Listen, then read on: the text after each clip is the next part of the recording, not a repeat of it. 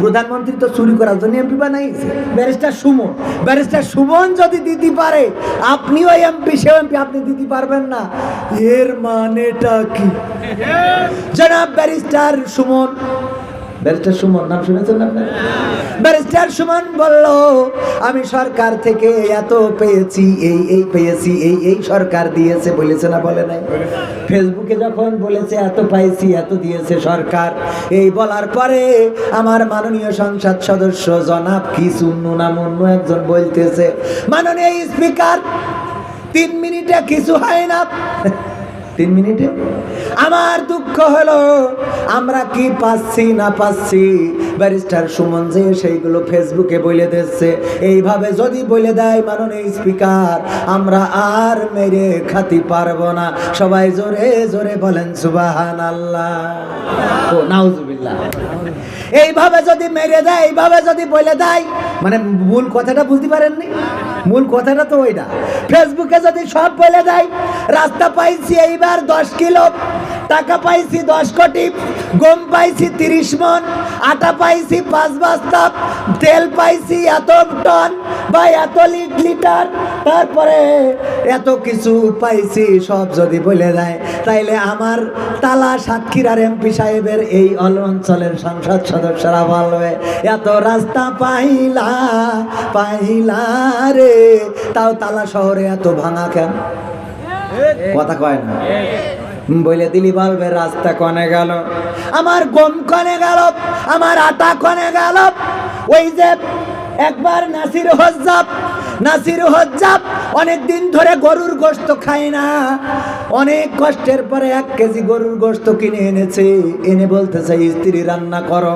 কতটা বছর হয়ে গেল গরুর গোশত খাইলাম না রে, অনেক কষ্ট করে 1 কেজি গরুর গোশত কিনে আনছি, রান্না করো।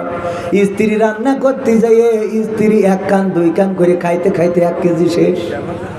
এরকম স্ত্রী আছে না নাই? এখনকার সময় নাই, কিন্তু আগের সময় ছিল, অভাব ছিল, মানুষের কষ্ট ছিল, সংসারে অভাব থাকার কারণে রুটি ধোয়ানি দিয়ে দিয়ে 3 বার 4 বার খেয়েছে, এমন ছিল না? যুদ্ধের সময়, যুদ্ধ পরবর্তী সময়ে মানুষের বমি খেয়ে বেঁচেছিল। সত্য বলছি না মিথ্যা বলছি? এত দুর্ভিক্ষ ছিল, মানুষের বমি খেত। ওগো আমার ভাইরা, এই দুর্ভিক্ষের মধ্যে, কষ্টের মধ্যে 1 কেজি গোশত খাইতে খাইতে সব শেষ।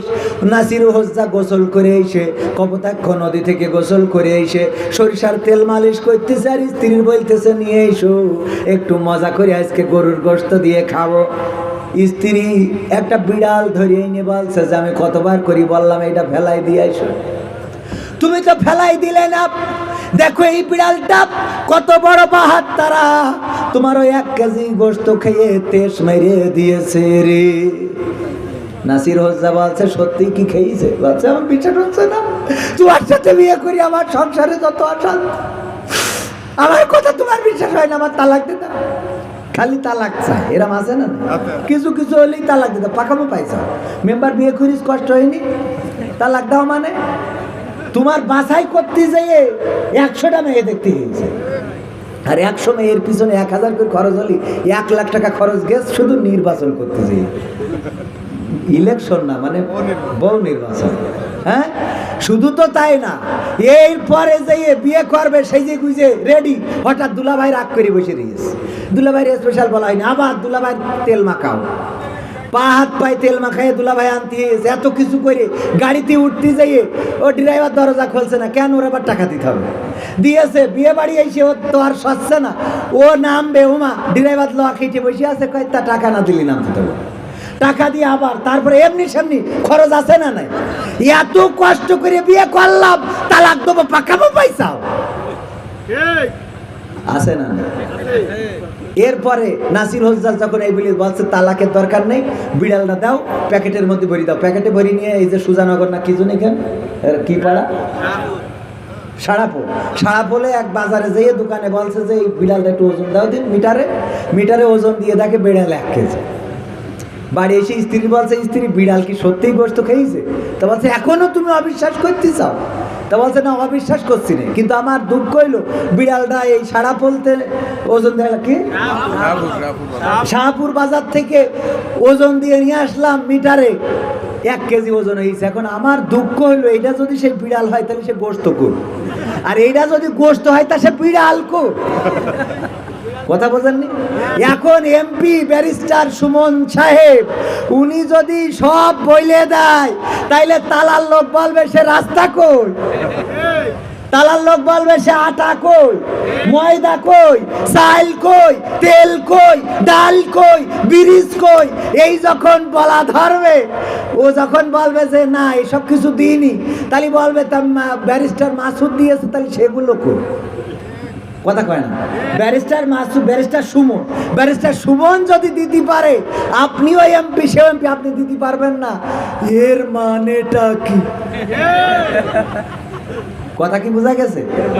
এই জন্যই বলতেছে মাননীয় স্পিকার, আমরা দেখছি ফেসবুকে ব্যারিস্টার সুমন গরম করে দিচ্ছে, সব বলে ফেলাচ্ছে।